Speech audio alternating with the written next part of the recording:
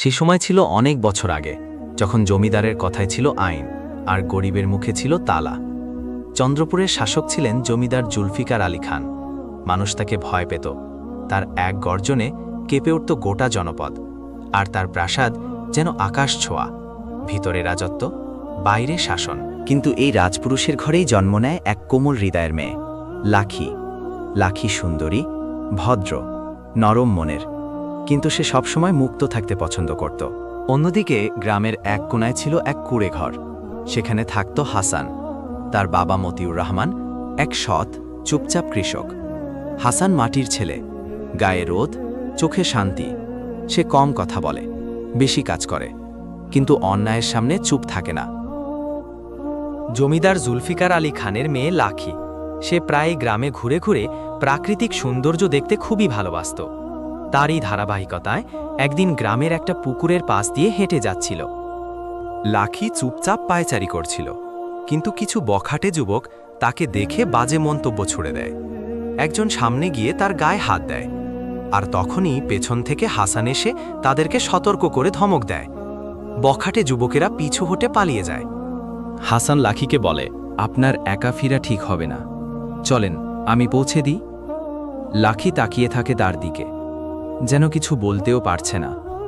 সে কিছু না বলেই চুপচাপ হাঁটতে শুরু করে। প্রাসাদে ফিরেও লাখির মন সেদিন আর আগের মতো ছিল না। সে আয়নার সামনে দাঁড়িয়ে থাকে, গভীর কৃতজ্ঞতায় বলে, সেই মানুষটা সত্যি সত্যি অনেক ভালো।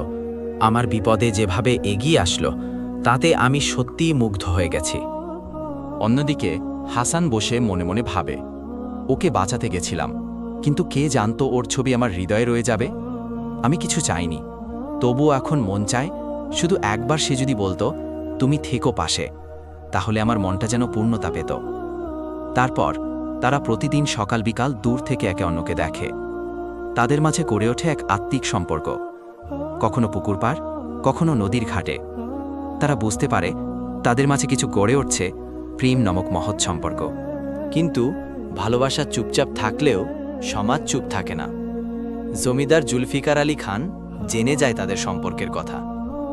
জমিদার গর্জে ওঠেন, ওই চাষার ছেলের এত বড় সাহস হলো কি করে, আমার মেয়ের দিকে চোখ তুলে তাকায়।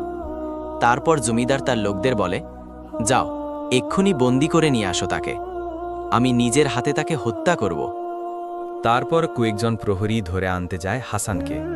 তারা গিয়ে দেখে হাসান ও লাখি একসাথে পুকুর ঘাটে। প্রহরীরা রাজকন্যা লাখিকে বলে, রাজকন্যা আপনি প্রসাদে চলুন, জমিদার সাহেব অনেক রেগে আছেন, হাসানকে বন্দি করে নিয়ে যেতে বলেছে। লাখি তখন হাসানকে বলে, হাসান তুমি পালিয়ে যাও, নইলে আমার পিতা তোমাকে হত্যা করে ফেলবে। হাসান বলে, পালিয়ে যাওয়ার জন্য আমি তোমাকে ভালোবাসিনি। তোমাকে ভালোবাসার অপরাধে যদি আমার প্রাণও চলে যায়, তবুও আমি তোমাকে ছেড়ে পালাতে পারবো না। প্রহরীরা হাসানকে জমিদারের সামনে নিয়ে আসে। জমিদার চিৎকার করে বলেন, আমি অবাক হই তোর সাহস দেখে। তুই একটা সামান্য কৃষকের ছেলে হয়ে আমার মেয়েকে ভালোবাসার দুঃসাহস কি করে করলে? হাসান বলে, ভালোবাসা কোনো অপরাধ নয়, ভালোবাসা হয়ে যায় আল্লাহর পক্ষ থেকে, আর ভালোবাসাতে ধনী গরিবের ভেদাভেদ থাকে না। সেই মুহূর্তে জমিদার জুলফিকার আলী খান রাগান্বিত হয়ে তলোয়ার দিয়ে হাসানকে হত্যা করতে যায়। তখন লাখি জমিদারের পায়ে ধরে কান্না করে বলে, বাবা ওর কোনো দোষ নেই, আমি ওকে অনেক ভালোবাসি, ওকে ছাড়া আমি বাঁচতে পারবো না। জমিদারের মন একটু নরম হয়, কারণ জমিদার জুলফিকার আলী খান তার মেয়েকে প্রচণ্ড পরিমাণ ভালোবাসে।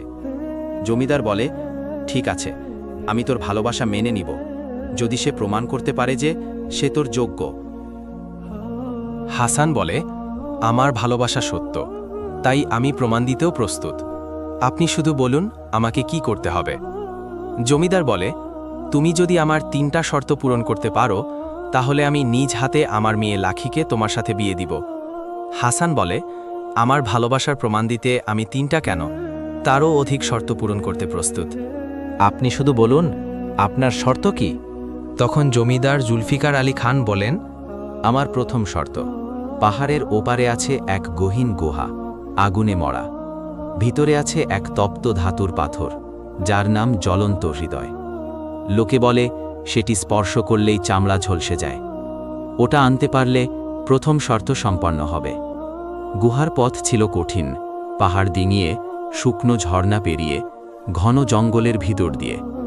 পাহাড়ের চূড়ায় দাঁড়িয়ে থাকা সেই গুহার ভিতরে আগুন, গুহা থেকে অনবরত ধোঁয়া বের হয়।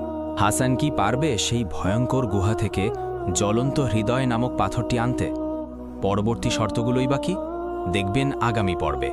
ততক্ষণ পর্যন্ত ভালো থাকবেন, MI আবির ডায়েরির সাথেই থাকবেন। ধন্যবাদ।